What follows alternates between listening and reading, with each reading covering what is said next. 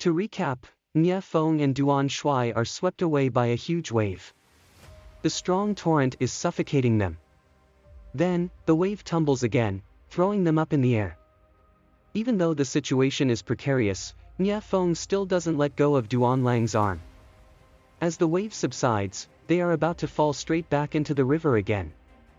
However, Nie Feng has already removed the clothes wrapping the snow drink. At the critical moment, Nie Feng plunges the saber into the ground, trying to stabilize himself. As they survive the crisis, their attention is attracted by the battle above. Duan Shuai seems to be at a disadvantage. Duan Lang climbs up quickly after seeing that his father is in danger. Based on skills alone, Nie Renwang's blade art seems to be better. It turns out that Duan Shuai hasn't used all the moves in the Sun Eclipse sword arts, and he hasn't unsheathed the Flame Kirin sword too. The wood chopper strikes harder and harder. Duan Shuai is about to be defeated.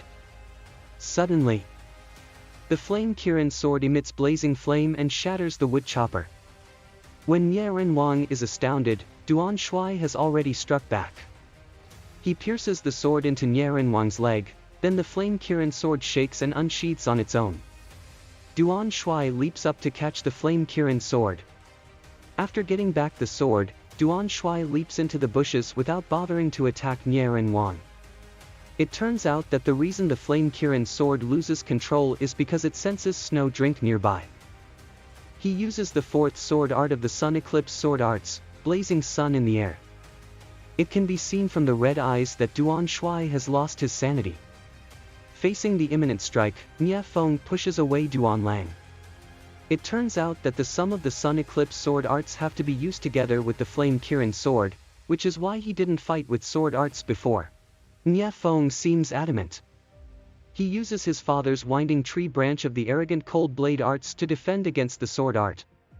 Nie Feng seems to successfully parry the strike, which terrifies Duan Shuai. Although Nie Feng parried the sword strike, how can his internal energy be compared to Duan Shuai, who has cultivated for dozens of years? As he rolls down from the slope, Nie Renwang catches him before he falls to the ground. Duan Shuai urges Nie Renwang to pick up snow drink and restart the fight. After the Flame Kirin sword is unsheathed, Duan Shuai is full of madness, completely losing the righteous demeanor of a sword master. Nie Renwang wants to pick up the snow drink, but the pain from his leg is wrenching his heart. Worrying about his father's injury, Nie Feng persuades his father to let him fight instead. Since his father had won against Duan Shuai just now, Nie Feng has no reason to lose again. Nie Feng holds up the saber and walks slowly toward Duan Shuai. His demeanor is steadfast. Looking him from behind, Nie Renwang feels that his son's inner potential is so high that even he can't see through it. Duan Lang stands before Nie Feng, persuading him to give up, but Nie Feng has no choice. The next moment, Duan Shuai rises into the air and strikes again. Even his son's pleading can't make him stop. While paying attention to the fight, Nie Renwang senses fierce aura surges toward him from the Cloud Ride cave. On the side of Nie Feng, he is suddenly shrouded by a darkness. It turns out to be the 8th sword art of the Sun Eclipse sword arts, Flame Kirin Sun Eclipse. The sword chi is so sharp that the ground around Nie Feng begins to crack. The sword chi is like a curtain that shrouds Nie Feng in it. Seeing this, Bu Jingyan commands his one of servant to distract Duan Shuai, and the other will seize the opportunity to steal the snow drink. As the sword chi circle shrinks and approaches Nie Feng, he is still calm like an immovable stone.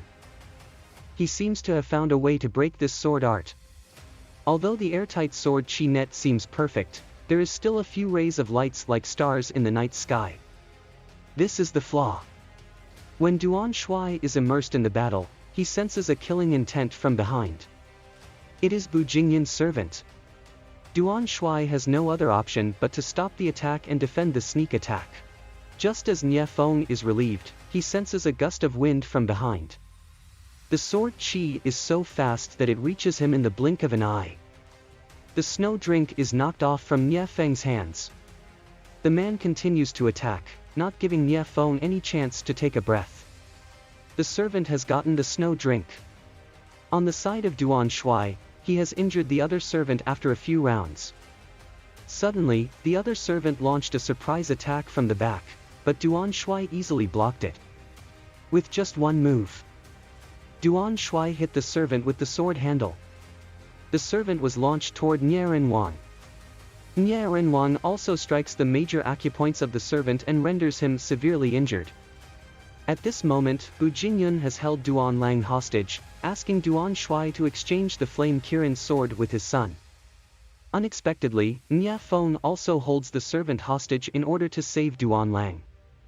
However, Bu Jingyun just says a few sentences to the servant, and the servant throws himself toward Snow Drink. Then, Duan Shuai says that he will never give up the Flame Kirin sword no matter what, and he can kill his son at will.